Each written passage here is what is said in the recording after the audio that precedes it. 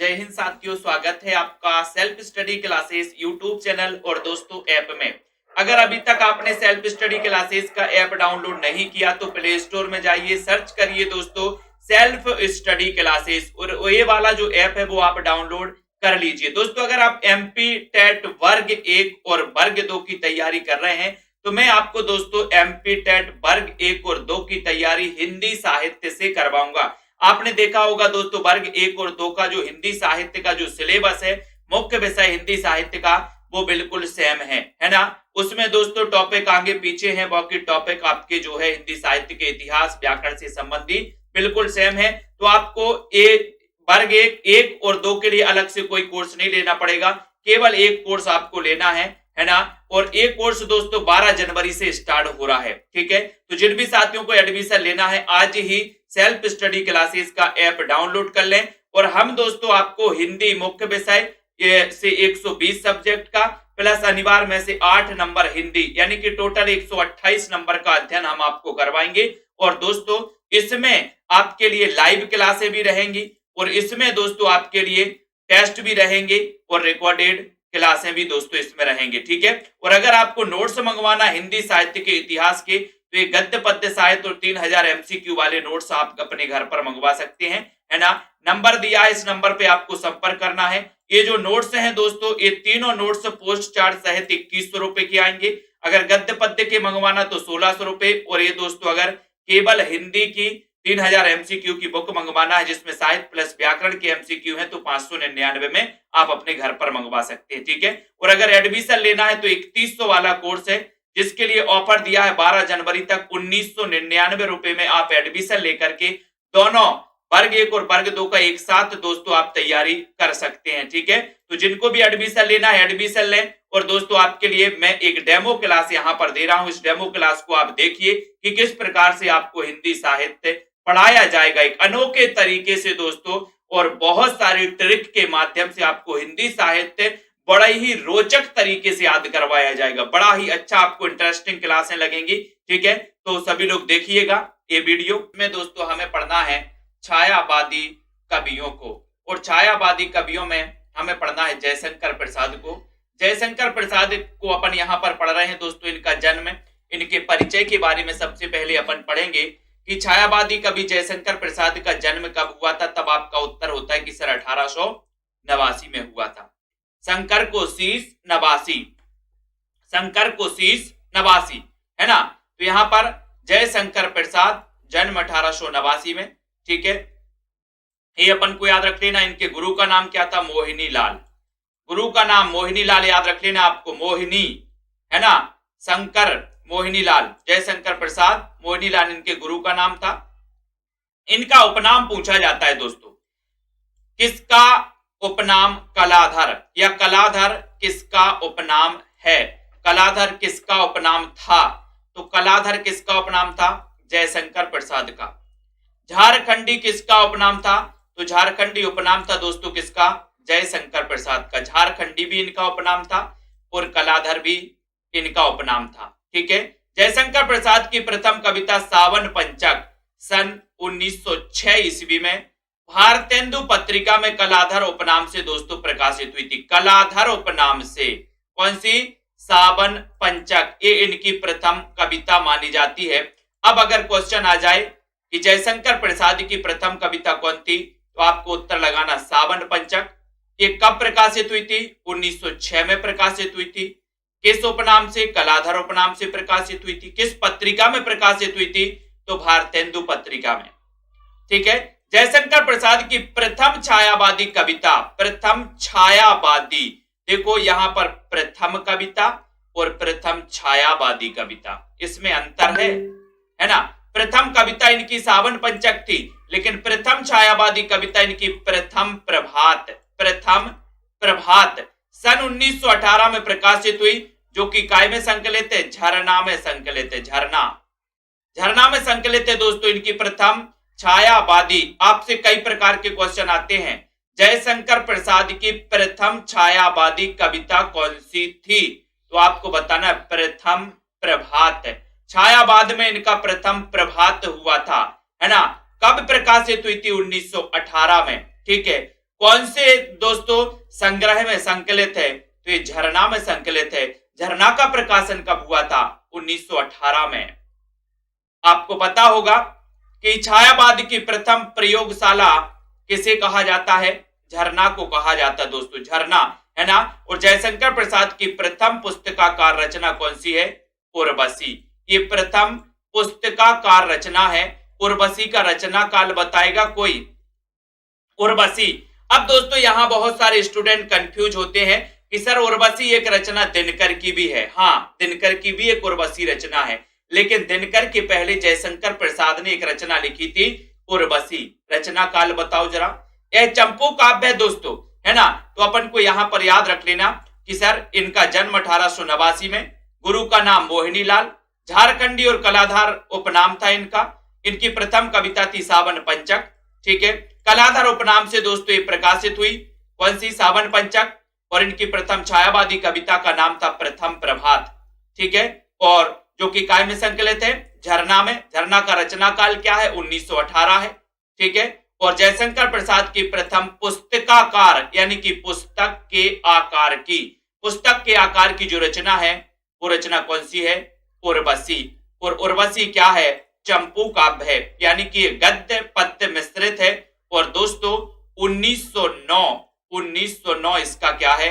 रचना काल। मैंने कहा उर्वशी, उर मतलब होता है हृदय और वसी मतलब वसी, तो हृदय में वसी। बोले सर नो, बिल्कुल नहीं बसी। हृदय में बसी? बोले बिल्कुल नहीं बसी। सोनू कुमार जी से मैंने एक बार पूछा, मैंने उर्वशी, बोले सर अभी तक हृदय में नहीं बसी, नो, है ना। तो नो से 1909 अपन को याद रख लेना, ठीक है। उसके बाद यहां पर आते हैं कि खड़ी बोली में जयशंकर प्रसाद का प्रथम काव्य संग्रह है कानन कुसुम। अब ये भी अपन को याद रख लेना है, ठीक है। सभी लोग याद रखेंगे। खड़ी बोली में जयशंकर प्रसाद का प्रथम काव्य संग्रह कौन सा है? खड़ी बोली में प्रसाद का प्रथम काव्य संग्रह कौन सा है? उत्तर होगा कान में कुसुम लेके प्रसाद लेने खड़ी है।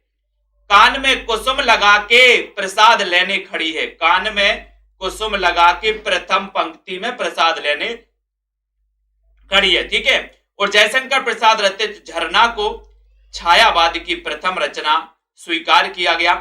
और दोस्तों इसको छायावाद की प्रथम प्रयोगशाला भी कहा जाता है। कई बार क्वेश्चन आता है कि निम्न में से बताइए वो रचना कौन सी है जिसको छायावाद की प्रथम प्रयोगशाला कहा जाता है। तो छायावाद की प्रथम प्रयोगशाला कहा जाता है दोस्तों किसको? झरना को। झरना 1918 में इसका प्रकाशन हुआ था, अपन को याद रख लेना। और प्रसाद की इस झरना को छायावाद की प्रथम रचना स्वीकार की जाती है दोस्तों, है ना। अपन को याद रख लेना। उसके बाद जयशंकर प्रसाद कृत आंसू 133 छंदों का ब्रह प्रधान स्मृति काव्य है। इसे हिंदी का मेघदूत कहा जाता है। हिंदी का मेघदूत कहा जाता है दोस्तों किसे? आंसू को।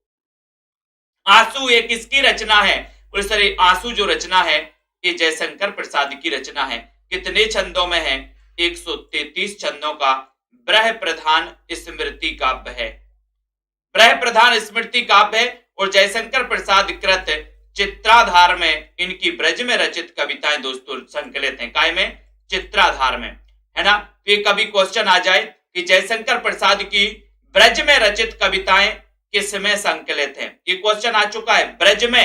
ब्रज में रचित जो इनकी कविताएं वो काय में? चित्राधार में, ठीक है। हिंदी का मेघदूत किसे कहा जाता है? आंसू को कहा जाता है। 133 छंदों का ब्रह काव्य है जयशंकर प्रसाद का, है ना। उसके बाद प्रसाद कृत प्रेम पथिक दोस्तों, है ना। प्रेम पथिक प्रथमतः ब्रज भाषा में सन 1909 में लिखा गया, जिसका इन्होंने खड़ी बोली में अनुवाद किया 1914 में। एक क्वेश्चन आता है कि प्रसाद की वो रचना कौन सी है जिसकी रचना तो ब्रजभाषा में हुई थी लेकिन उसका अनुवाद 1914 में खड़ी बोली में किया गया था। तो वो रचना कौन सी है? प्रेम पथिक। बोले प्रेम के पथ में खड़ी। ये भी अपन को याद रख लेना है, प्रेम के पथ में खड़ी। अगर पूछा जाए कि प्रसाद की प्रथम छायावादी कविता कौन सी है? तो कविता में आपको लगाना प्रथम प्रभात। अगर क्वेश्चन आ जाए कि प्रसाद की प्रथम छायावादी रचना कौन सी है, तो आपको झरना लगाना है, झरना। कविता और रचना, है ना, याद रख लेना है। तो यहां पर जयशंकर प्रसाद कृत चित्राधार में इनकी ब्रज भाषा में रचित रचनाएं संकलित हैं, है ना, रचित कविताएं संकलित हैं, ठीक है। और प्रेम पथिक में दोस्तों प्रथमतः ब्रजभाषा में लिखी गई 1909 में, बाद में 1914 में इकाई में खड़ी बोली में इसमें दोस्तों अनुवाद कर लिया। प्रेम के पथ में खड़ी है, प्रेम के पथ में खड़ी है, खड़ी, है ना। जयशंकर प्रसाद कृत कामायनी, कामायनी क्या है दोस्तों? कामायनी महाकाव्य है। का संक्षिप्त विवरण निम्न है। कामायनी में 15 सर्ग हैं। कितने सर्ग हैं कामायनी में? 15 सर्ग। 15 सर्ग आपको याद होना चाहिए दोस्तों। कामायनी क्या है? इनका महाकाव्य है, प्रतीकात्मक महाकाव्य माना जाता है दोस्तों, ठीक है। और इसका रचना काल क्या है? कई पुस्तकों में आपको इसका रचना काल 1936 मिलेगा, लेकिन इसका रचना काल 1935 है। कामायनी क्या है? महाकाव्य। किसका? जयशंकर प्रसाद का, है ना। इसकी भाषा क्या है? भाषा बताओ जरा कामायनी की। और इसका मुख्य छंद है तांटक छंद, है ना। मुख्य छंद कौन सा है कामायनी का? तांटक छंद है। कामायनी का अंगिरस कौन सा है? शांत रस है। कामायनी में सर्ग कितने हैं?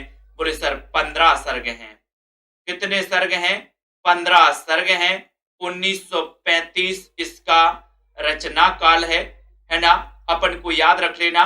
उसके बाद कामायनी के सर्ग की बात करें तो इसके 15 सर्ग अपन को याद होना चाहिए। क्वेश्चन आता है कि कामायनी का प्रथम सर्ग कौन सा है? तो प्रथम सर्ग माना जाता है इसका चिंता, और अंतिम सर्ग कौन सा है? आनंद। अंतिम सर्ग कौन सा है? आनंद, ठीक है। तो ये कामायनी, इसका इससे जो भाषा है दोस्तों वो कौन सी भाषा है? खड़ी। बोले कामायनी कामना मांगने के लिए खड़ी है, खड़ी बोली में इसकी रचना हुई, है ना। और याद रख लेना कि इसका अंगिरस शांतरस, और इसका मुख्य छंद कौन सा है? तांटक छंद है। सर्ग कितने हैं? 15 हैं। 15 सर्गों में प्रथम सर्ग इसका है चिंता, और अंतिम सर्ग कौन सा है? आनंद। तो अपन को ये पढ़ना है, चिंता आशा श्रद्धा काम वासना लज्जा कर्म ईर्ष्या ईड़ा स्वप्न संघर्ष निर्वेदा दर्शन रहस्य आनंदा। ये तीन तीन की लय बना लो। चिंता आशा श्रद्धा जैसा भी आपको बनाना हो। काम वासना लज्जा कर्म ईर्ष्या ईड़ा स्वप्न संघर्ष निर्वेदा, है ना। दर्शन रहस्य आनंदा। ये आपको 15 सर्ग याद होना चाहिए। कल के कल, है ना। वो डायलॉग नहीं है, बोले अभी के अभी, है ना। ऐसे ही आपको कल के कल ये पूरे 15 सर्ग याद होना चाहिए, ठीक है। 1935 कामायनी याद रख लेना। ये दोस्तों इसमें प्रतीक के रूप में माने गए, है ना। मनु मन का प्रतीक है, मनु काय का प्रतीक है, मन का प्रतीक है। श्रद्धा हृदय का प्रतीक है। ईड़ा ईड़ा बुद्धि का प्रतीक है ना। कुमार कुमार मानव का प्रतीक है। तो यहां से प्रतीक भी पूछे जाते हैं कि कामायनी में मनु किसका प्रतीक है? तो मनु से मन का प्रतीक है। कामायनी में श्रद्धा किसका प्रतीक है? तो अपन बोलते ना कि हृदय से श्रद्धा रखो, भगवान पर हृदय से श्रद्धा रखो, हृदय से श्रद्धा, है ना। तो श्रद्धा किसका प्रतीक होगा? हृदय का प्रतीक होगा, है ना। या श्रद्धा का प्रतीक क्या होगा? हृदय होगा। ईड़ा ईड़ा का प्रतीक क्या हो गया? बुद्धि। तो आपको पता है बुद्धि कैसी चलती है? ईड़ा टीड़ा बुद्धि चलती है। कभी कभी ईड़ा टीड़ा बुद्धि चलती कि नहीं चलती? बोले सर कभी कभी पता नहीं क्या हो जाता है, ईड़ा टीड़ा बुद्धि चलती है ना। तो अपन को याद रख लेना। ईड़ा ईड़ा किसका ईड़ा का प्रतीक क्या है?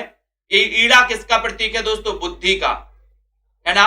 और कुमार मानव अपन को याद रख लेना है, ठीक है। उसके बाद यहां पर आचार्य शांति प्रिय द्विवेदी, आचार्य शांति प्रिय द्विवेदी ने कामायनी को छायावाद का उपनिषद कहा है। एक क्वेश्चन आता है, कामायनी को छायावाद का उपनिषद किसने कहा? तो उपनिषद पढ़ने से बोले सर मन में शांति मिलती है। मिलती कि नहीं मिलती? पढ़ाई ही नहीं होगा कभी, है ना। तो उपनिषद पढ़ने से मन में शांति मिलती है, तो शांति प्रिय द्विवेदी। ठीक है, कामायनी को छायावाद का उपनिषद कहा, किसने? शांति प्रिय द्विवेदी ने। ठीक है, जयशंकर प्रसाद को प्रेम और सौंदर्य का कवि माना जाता है। जयशंकर प्रसाद को प्रेम और सौंदर्य का कवि किसे माना जाता है? जयशंकर प्रसाद को। कभी क्वेश्चन आ जाए कि निम्न में से बताइए प्रेम और सौंदर्य का कवि किसे माना जाता?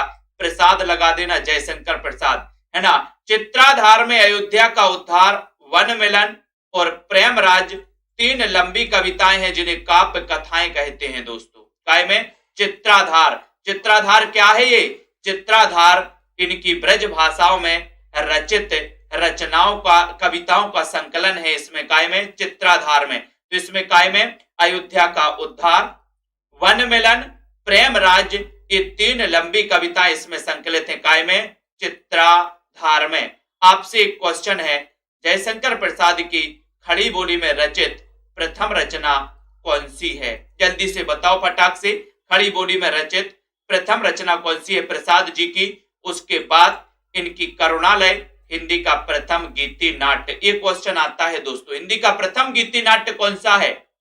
हिंदी का प्रथम गीति नाट्य कौन सा है? तब आपका उत्तर हो जाएगा कि सर हिंदी का प्रथम गीति नाट्य है करुणालय। ठीक है, तो ये अपन को याद रख लेना, हिंदी का प्रथम गीति नाट्य कौन सा है? हिंदी का प्रथम गीति नाट्य करुणालय। और करुणालय की रचनाकार कौन है? तो आपका उत्तर होता है कि सर करुणालय के जो रचनाकार हैं वो कौन है? जयशंकर प्रसाद। ये करुणालय के रचनाकार हैं दोस्तों, हिंदी का प्रथम गीति नाट्य माना जाता है। इसको अपन को याद रख लेना, बहुत ही शानदार क्वेश्चन बनते हैं, है ना। और जयशंकर प्रसाद की खड़ी बोली में रचित प्रथम रचना कौन सी है? कानन कुसुम। कान में कुसुम लेके खड़ी है, प्रथम पंक्ति में खड़ी है। और ठीक है, वो कहते हैं ना कि हम जहां से खड़े हो जाते हैं लाइन वहीं से शुरू हो जाती है ना। तो याद रख लेना, करुणालय हिंदी का प्रथम गीति नाट्य है। इसका रचना काल बताया है 1913। कई रचनाओं, कई पुस्तकों में आपको 1914 मिल जाएगा, लेकिन इसका मान्य सर्वमान्य 1913 है दोस्तों। ठीक है, इसमें प्रसाद जी ने बड़े ही कौशल से याज्ञ की क्रियाओं की क्रूरता को निंदनीय और घृणित ठहराते हुए मनुष्य का वास्तविक धर्म बताया है। क्या? मानवता। किसमें? गीति नाट्य करुणालय में। कि मनुष्य का जो वास्तविक धर्म है दोस्तों वो क्या है? मानवता। मानवता से बढ़कर कोई धर्म नहीं है ना। कानन कुसुम, झरना और लहर, ये क्या है? ये गीति काव्य है। कानन कुसुम, झरना और लहर, ये गीति काव्य है। अपन को याद रख लेना। प्रेम पथिक, महाराणा का महत्व और आंसू, ये क्या है? ये खंड काव्य है। ये खंड काव्य है दोस्तों। अब गीति काव्य और गीति नाट्य में अंतर है ना। ये गीति नाट्य है करुणालय, ये गीति नाट्य है ना, और ये गीति काव्य है। ठीक है, तो कानन कुसुम क्या है? गीति काव्य है। झरना गीति काव्य है। लहर क्या है? गीति काव्य है ना। प्रेम पथिक, महाराणा का महत्व, आंसू, ये क्या है? ये खंड काव्य है। आंसू को ब्रह काव्य भी दोस्तों अपन को मिल जाता है कहीं कहीं की, ब्रह काव्य है। ठीक है, कामायनी क्या है? कामायनी महाकाव्य है। महाकाव्य अपन को याद रख लेना। ठीक है, कानन कुसुम जयशंकर प्रसाद की खड़ी बोली कविताओं की ये प्रथम संग्रह है दोस्तों। कौन सी? कानन कुसुम। कानन कुसुम अपन को याद रख लेना, है ना। ये याद रखेंगे, कानन कुसुम जयशंकर प्रसाद की खड़ी बोली कविताओं का प्रथम संग्रह है कानन कुसुम, याद रखना। ठीक है, महाराणा का महत्व जैसी लंबी कविता आज की नई कविता के खंड काव्यों की नींव मानी जाती है। तो महाराणा का महत्व ये लंबी कविता है किसकी? जयशंकर प्रसाद की। कानन कुसुम भी आपको पता चल गया। कामायनी महाकाव्य, कितने सर्ग हैं कामायनी महाकाव्य में? संगीता गौतम जी बताइए, एक व्यक्ति बताएगा। संगीता गौतम, कामायनी में कितने सर्ग हैं? कितने सर्ग हैं जल्दी से बताना। उसके बाद लहर में अशोक की चिंता, शेर सिंह का शस्त्र समर्पण, पैसोला की प्रतिध्वनि तथा प्रलय की छाया, 4 लंबी कविताएं। काय में? लहर में। लहर लहर, ये क्वेश्चन कई बार आया है।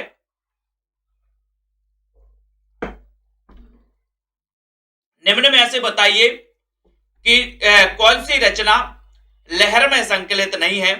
तो लहर में संकलित है अशोक की चिंता, अशोक की चिंता की लहर।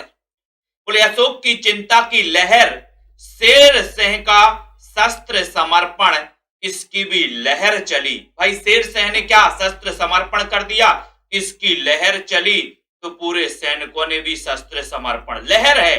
बोले सर शेर सिंह के शस्त्र समर्पण की लहर है ना। पैसोला के प्रतिध्वनि, पैसोला की प्रतिध्वनि की लहर चली थी। बोले सर पैसोला के प्रतिध्वनि की लहर, और प्रलय की छाया, प्रलय की छाया, बोले इसकी भी लहर चली, कई लोग चले गए प्रलय की छाया में, इसकी भी लहर चली। प्रलय की छाया आई थी, कौन सी छाया, कोरोना, प्रलय की छाया आई, बोले इसकी भी लहर चली, है ना। देश विदेश में वे प्रलय की छाया की क्या लहर, तो अशोक की चिंता की लहर, शेर सिंह का शस्त्र समर्पण, इसकी भी लहर चली, प्रतिध्वनि पैसोला की प्रतिध्वनि और प्रलय की छाया की लहर, ये चार लंबी कविताएं संकलित हैं काय में, ये लहर में संकलित हैं दोस्तों, ठीक है। और अशोक की चिंता में कलिंग विजय के उपरांत सम्राट अशोक की पश्चातापपूर्ण मनाह स्थिति का बड़ा सुंदर वर्णन है काय में, अशोक की चिंता। रचनाकार कौन है, जयशंकर प्रसाद, ठीक है, याद कर लेना।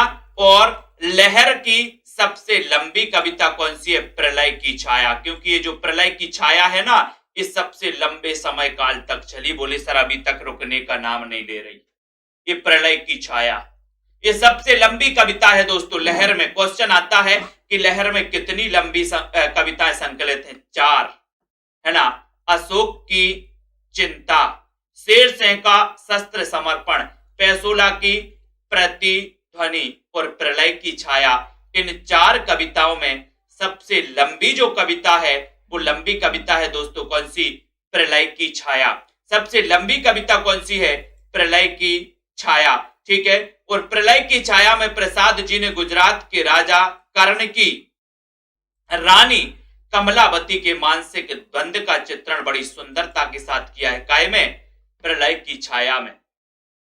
कहा के गुजरात के राजा कर्ण की रानी कमलावती, कमलावती के मानसिक द्वंद की दोस्तों वर्णन चित्रण सुंदरता से इन्होंने किया है, ठीक है। और जयशंकर प्रसाद की रचना प्रेम पथिक पर अंग्रेजी कवि गोल्ड स्मिथ की द हर्मिट कविता का प्रभाव है।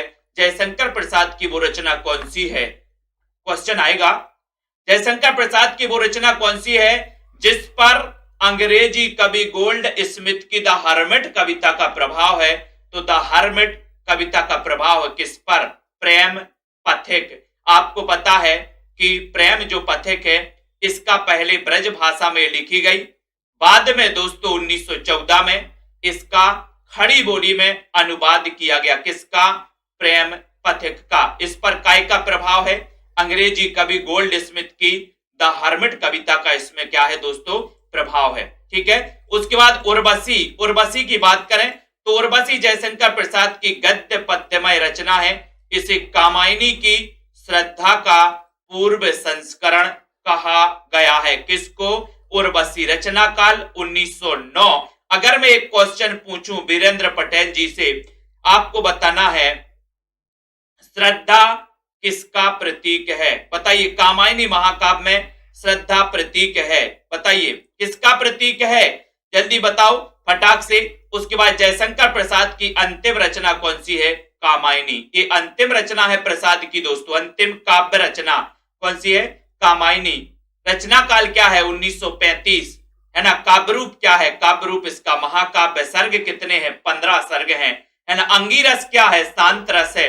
छंद प्रमुख छंद कौन सा है, तांटक छंद है, किसका, कामायनी का। इस महाकाव्य की प्रधान पात्र है श्रद्धा, काम की पुत्री होने के कारण इसका दूसरा नाम है दोस्तों कामायनी। कामायनी अपन को याद रख लेना, ठीक है। और शंकर के पास बोले कामना, कामायनी, है ना, कामना मांगने गए थे कहा, शंकर, है ना, तो अपन को याद रख लेना। उसके बाद है ना वीरेंद्र जी ने उत्तर बताया हृदय, तालियां बजाकर स्वागत करना। कामायनी, कामायनी की कथा का आधार है ऋग्वेद, छांदोग्य उपनिषद, शतपथ ब्राह्मण से दोस्तों किया गया। इसका आधार किससे लिया गया, वो लिया गया है, आपको याद रख लेना है, ये जो आधार लिया गया दोस्तों वो ऋग्वेद है ना, छांदोग्योपनिषद और शतपथ ब्राह्मण से। ठीक है। कामायनी का बाहरी ढांचा बहुत कुछ कामना नाटक जैसा है। कामना नाटक जयशंकर प्रसाद का एक नाटक है कामना नाटक। कामना नाटक जैसा इसका बाहरी ढांचा माना जाता है। प्रतीकात्मक नाटक माना जाता है दोस्तों। कौन सा?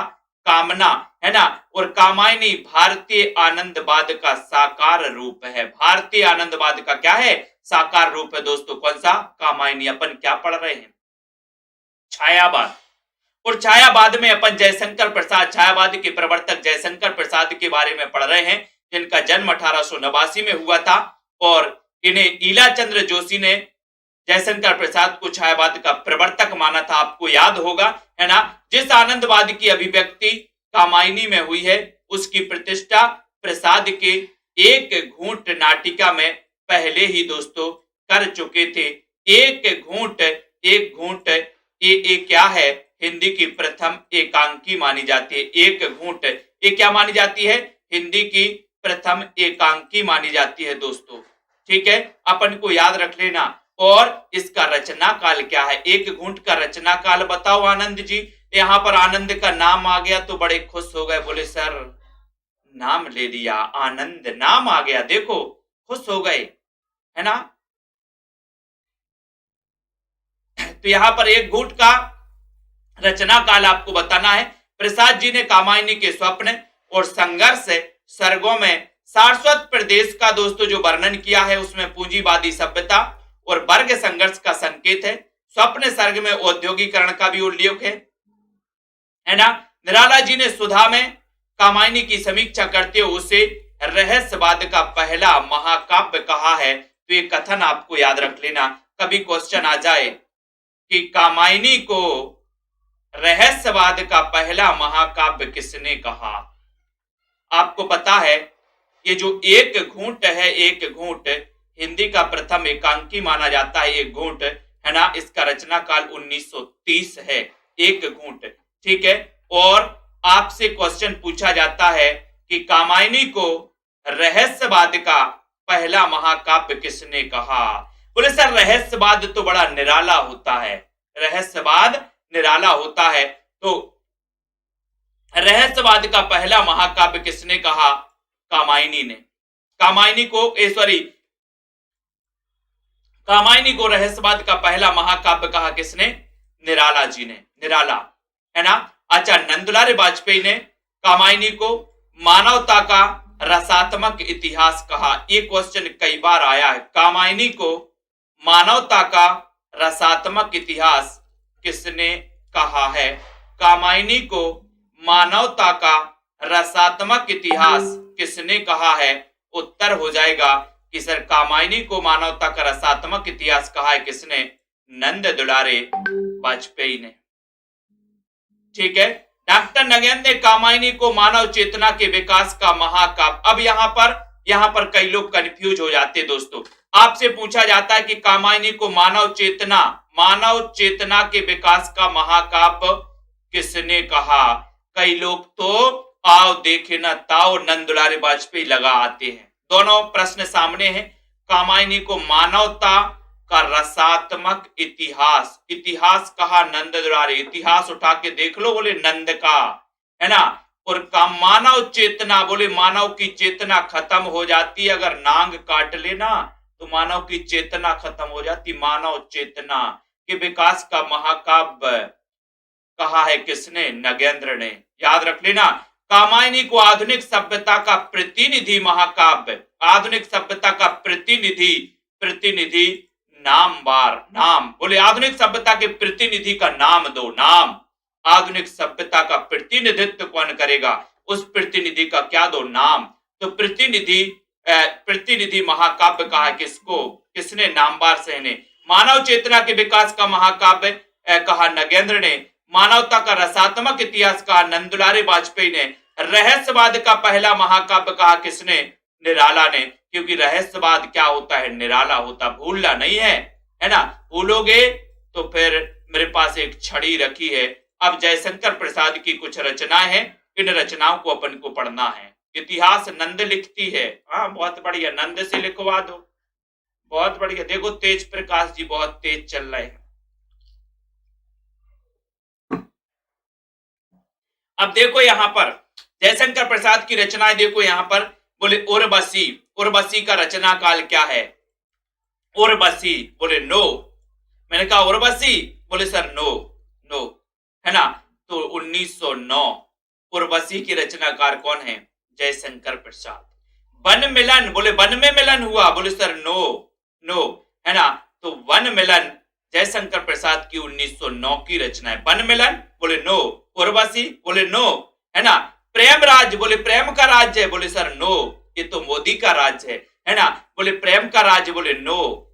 तो देखो उर्वशी, मैं आपसे क्वेश्चन कर रहा हूं, उर्वशी आप क्या कहेंगे? नो, 1909। वन मिलन, बोले नहीं सर नो, नो। प्रेमराज, बोले नो, नो। अयोध्या का उद्धार, अयोध्या का उद्धार अपन को याद रख लेना 1910, है ना।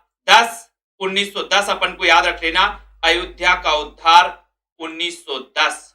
आपको पता है कि अयोध्या के उद्धार के लिए, अयोध्या में जो मंदिर बनना उसके उद्धार के लिए दोस्तों पूरे भारतवर्ष में लोगों ने 10-10 रुपए इकट्ठे करके चंदा इकट्ठा किया है कि हमारी भी दान राशि उस मंदिर में लगनी चाहिए।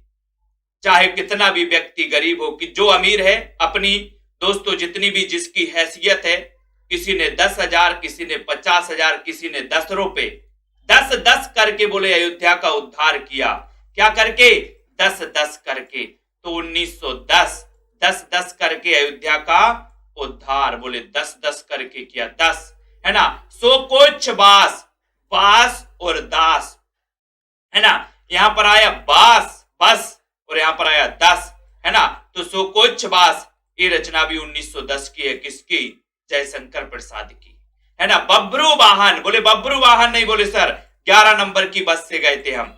11 नंबर की बस जानते हो? बब्रू वाहन, वाहन से नहीं बोले सर, वाहन, बोले वाहन क्या है? वाहन तो हमारा 11 नंबर की बस है। 11 नंबर की बस मतलब पैदल 11, बब्रू वाहन 11, 1911, है ना। प्रेम पथिक, बोले 13 प्रेम पथिक, है ना। अलग अलग इसका रचना काल पुस्तकों में अलग अलग मिल सकता है दोस्तों। प्रेम पथिक, बोले 13 प्रेम का पथिक बहुत कैसा है? बहुत, बोले सर ऊंचा है। प्रेम का पथिक बोले बहुत ऊंचा है, प्रेम का पथिक अंधा है, ऐसे याद कर सकते हो, है ना। तेरे प्रेम का पथिक, प्रेम पथिक, तेरे तो 13 जयशंकर प्रसाद, है ना। करुणालय, करुणालय, बोले तेरा करुणालय कहां है? तेरा करुणालय, बोले शंकर तेरा करुणालय, तेरा करुणालय, है ना। तो यहां पर ये रचना है आपको। उर्वशी, बोले नो। वन मिलन, बोले नो। प्रेमराज, बोले नो नो नो सर, है ना। अयोध्या उद्धार 10, 1910, है ना। सो कोचबास 10, बब्रू वाहन 11, प्रेम पथिक 13, 13 प्रेम पथिक, है ना। करुणालय, करुणालय 1913, 13 अपन को याद रख लेना, ठीक है। प्रेम पथिक, प्रेम पथिक 13, महाराणा का महत्व 14, 1914 अपन को याद रख लेना है। सभी लोग याद करोगे महाराणा का महत्व, ये 1914, 1914 अपन को याद रख लेना, ठीक है। बोले सर ये महाराणा का महत्व 14 वर्षों तक हमने नहीं समझ पाया, 14 लोगों ने समझा, ऐसे भी याद कर सकते हो। महाराणा का महत्व, झरना 18 में झरना, 18 है झरना या 18 में झरना, ठीक है। आंसू, आंसू देखो 25, बोले सर 25 में तो आंसू बहाना पड़ता है, बोले क्यों? जब से हुई है ना, तो आंसू बहाने पड़ते हैं, बोले 25 में आंसू, 25 में आंसू, आंसू। लहर, बोले सर 33 की लहर चली, 33 की लहर, 33 की लहर, 33 की लहर अपन को याद रख लेना, 33 की लहर। और 35 में कामायनी, कामना पूर्ण हो गई। तो ये ग्रंथ अपन को याद रख लेना। प्रेम पथिक 13 अपन को याद कर लेना। महाराणा का महत्व 14, है ना। झरना 1918, आंसू 25, लहर 33, लहर 33 अपन को याद करेंगे, है ना। और कामायनी 1935। ये सारी की सारी कुछ महत्वपूर्ण रचनाएं हैं जिनको अपन को याद करना है दोस्तों। सभी लोग याद करेंगे उसके बाद कुछ और महत्वपूर्ण चीजें हैं, है ना। फिर उसके बाद सुमित्रानंदन पंत जी के बारे में हम पढ़ेंगे, ठीक है।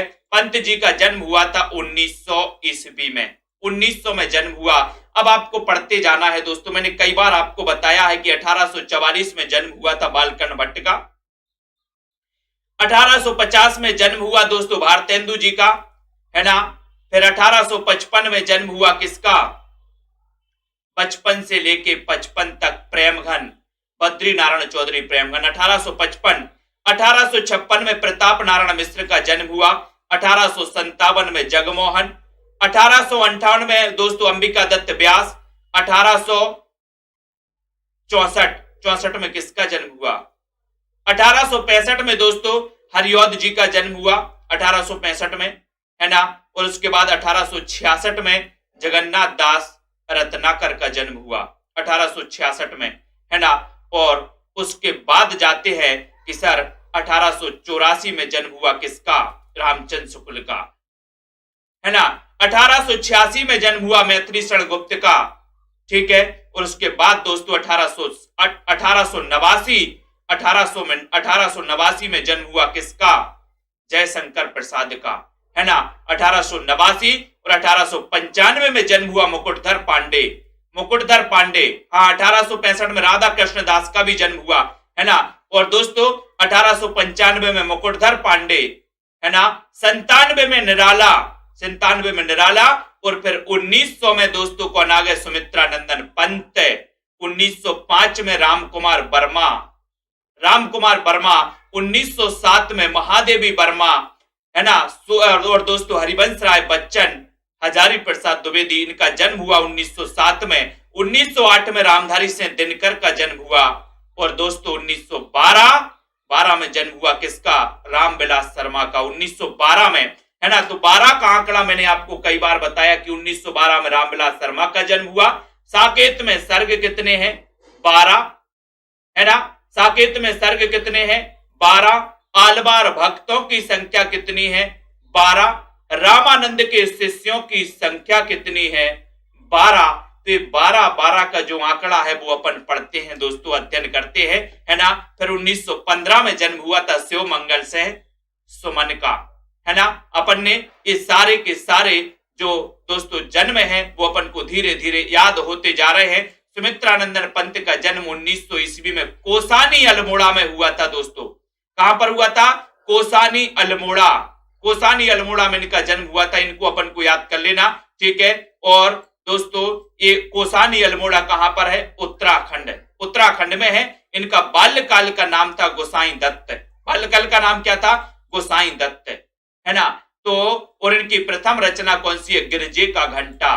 बोले सर 16 की उम्र में ही हमने गिरजे का घंटा बजा दिया था, 16 की उम्र में ही हमने गिरजे का घंटा बजा दिया, गिरजे का घंटा 16 इनकी प्रथम रचना। पंत की वीणा, वीणा 18 में, छाया, अंधकार, सरिता, निर्झर, लता, उषा, बेहक पर छोटी छोटी रचनाएं इसमें संकलित है। काय में, वीणा में। 1918 बचपन का नाम क्या था, बाल्यकाल का नाम क्या था, गोसाई दत्त। जन्म कब हुआ, 1900 ईस्वी, कोसानी अल्मोड़ा, किसका, सुमित्रानंदन पंत का, है ना। छायावाद का इन्हें प्रवर्तक माना है, किसने माना है, कमेंट में आपको बताना है, जल्दी से बताइए फटाफट से बताओ। छायावाद का प्रवर्तक सुमित्रानंदन पंत को किसने माना है, किसने माना है, जल्दी जल्दी से बताना है आपको। वीडियो को लाइक भी कर देना दोस्तों।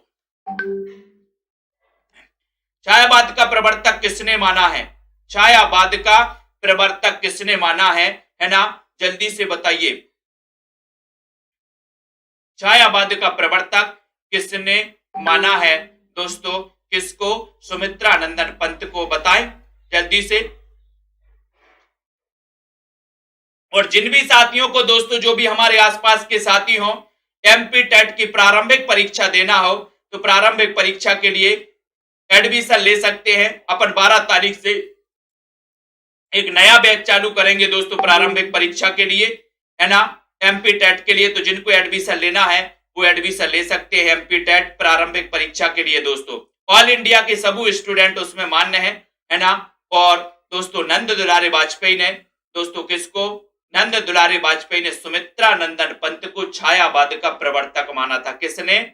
नंद दुलारे वाजपेयी ने, नंद दुलारे वाजपेयी ने। ठीक है, तो ये चीज आपको याद रखना है दोस्तों, और इसी प्रकार से अपन को पढ़ते रहना है, अध्ययन करना है। और जो भी हमारे टीजीटी पीजीटी वाले आसपास के साथी हो, उनको भी बता देना कि नया बैच चालू हो रहा है, जो कि टीजीटी पीजीटी वाले साथी भी दोस्तों इसमें एडमिशन ले सकते हैं, है ना। तो सभी साथी दोस्तों निरंतर अध्ययन करें। और आज का होमवर्क आपको पता है कि कामायनी के 15 सर्ग याद करना है। कितने?